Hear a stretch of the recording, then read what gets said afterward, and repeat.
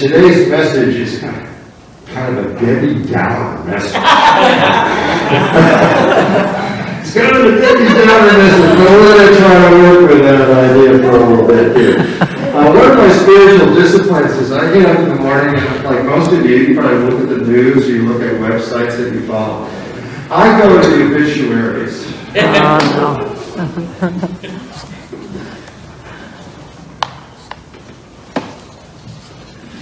And I go to the obituaries for my old hometown, and I don't read the obituaries to see whether someone I know has passed on. I read the obituaries because it gets me in touch with what I call the fragility and the brevity of life. And one of the things that I note in the obituaries is how old the people are who have lived. And what really stuns me is to realize how many people well, let's put it this way. If I say to you, someone has died and they're 90 years old, our typical reaction is, okay, that's too bad. If I say to you, someone died and they're 40 years old, what do you say? So young. Oh, what happened? What happened? What happened? If someone dies and they're 60 years old, we say, what happened? But if someone dies and they're 90, we didn't say that, did we? There's a degree to which we feel as though everyone just is entitled to live to 95 years old. So when someone doesn't, it's, wow, that's not supposed to happen. What occurred? But the reality is a lot of people don't live to 95. And that's why I read the obituaries.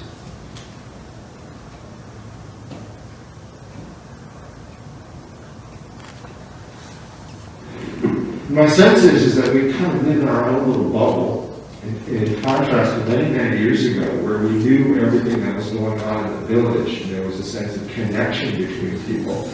We don't have that sense of connection now. So we live in our own bubble, and when someone gets ill, we don't really find out about it. They end up going to the hospital over there. Even when someone dies, they go to the funeral home over there. So we're kind of out of touch, if you will, with the brevity and the fragility of life. So my spiritual discipline is to read those obituaries in the morning, and it helps me to be grateful that I have this day. And it puts my issues of the day perhaps in a bigger perspective. And those issues may not be as compelling as I make them out to be.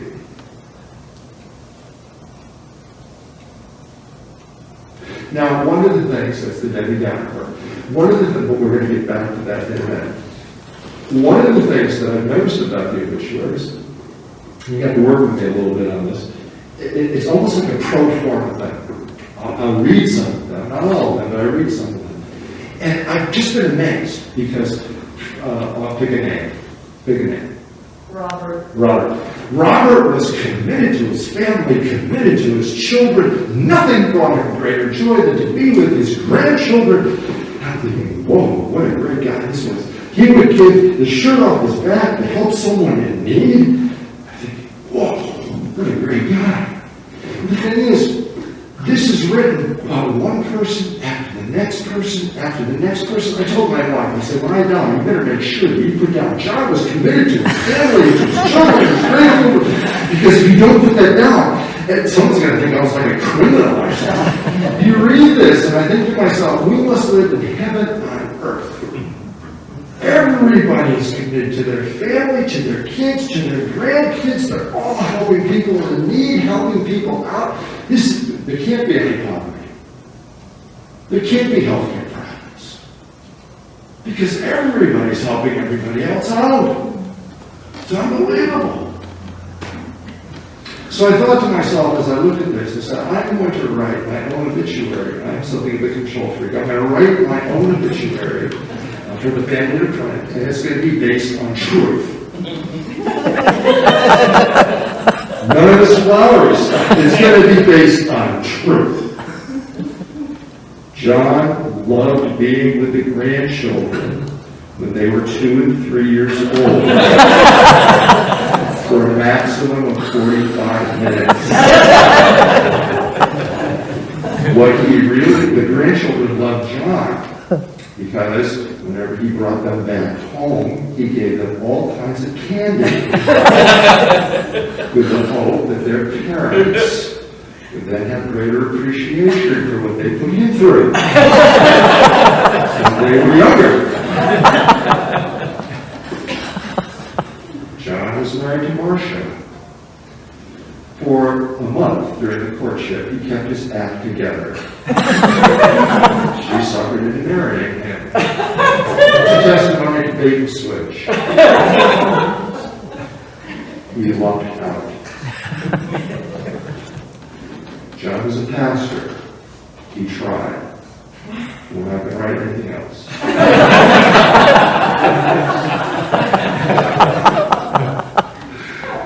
John liked to run his boat. He, at this level, was fairly selfish. But he did do a few good things.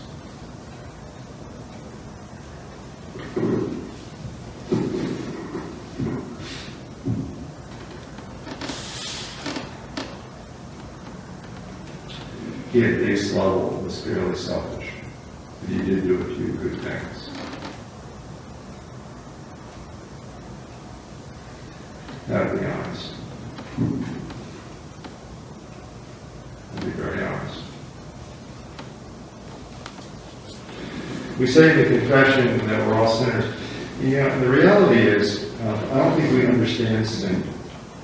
We all understand sinful behaviors, and when we do something and we kill somebody or something, or we steal something, we get that.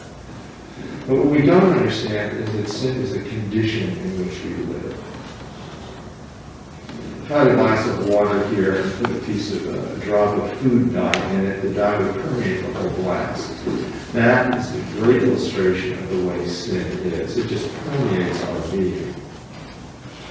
It's that self-interested attitude that we have. Adam and Eve were in the Garden of Eden. Adam and Eve are symbols of all men and all women. They're in the Garden of Eden. Why did they eat the fruit? They ate the fruit because they wanted to be like God.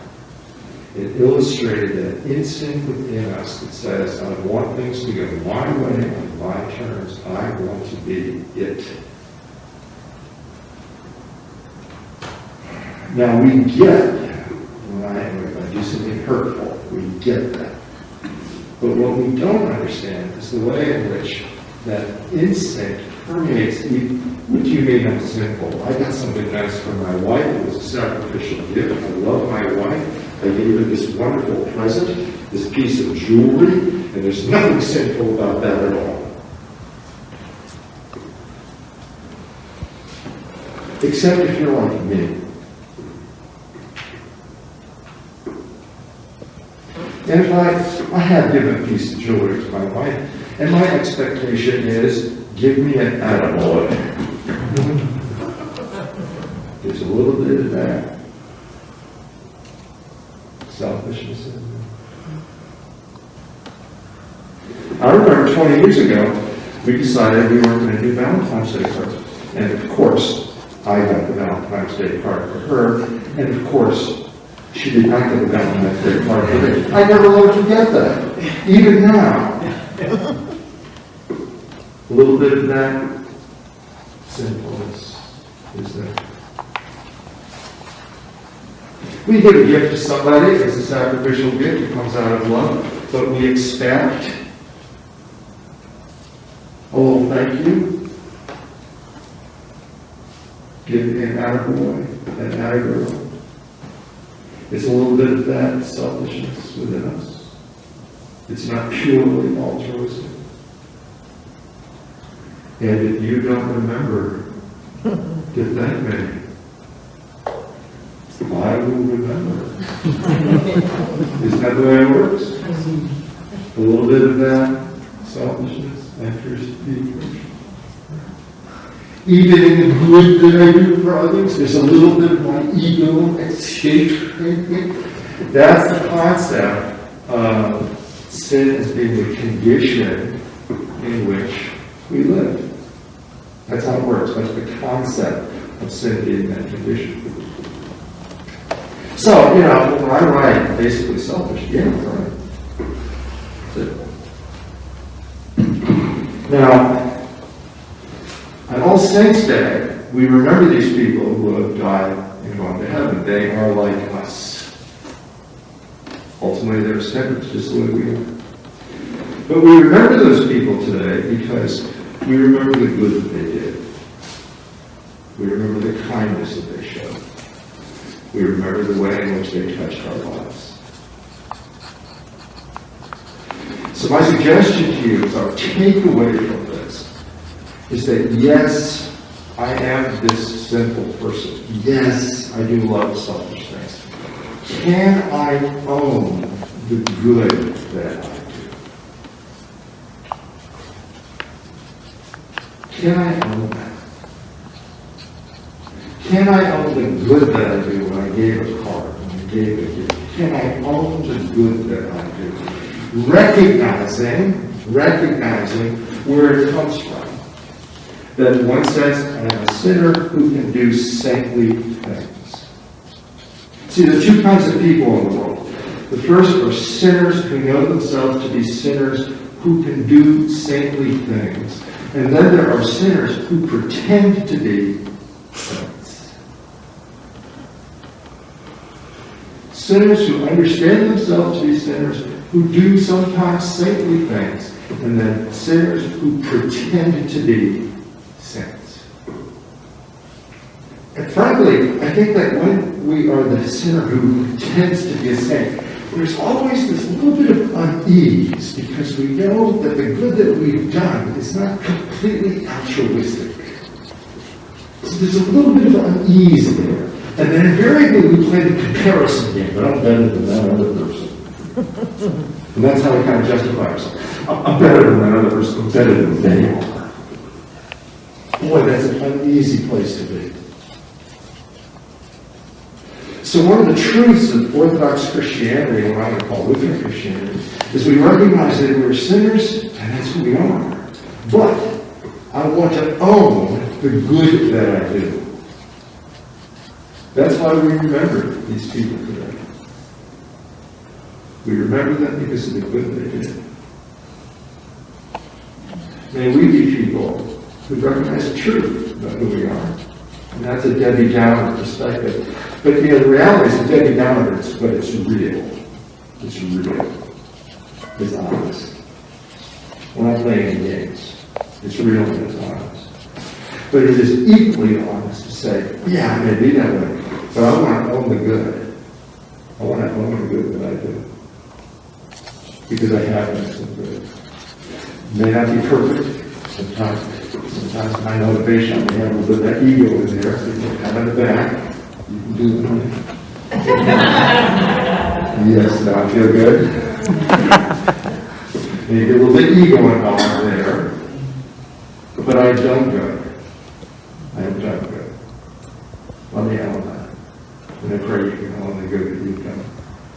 Never forget who we are. We give thanks to God for the times that we can act in this saintly way. Thank you for your attention. In Jesus' name. Amen.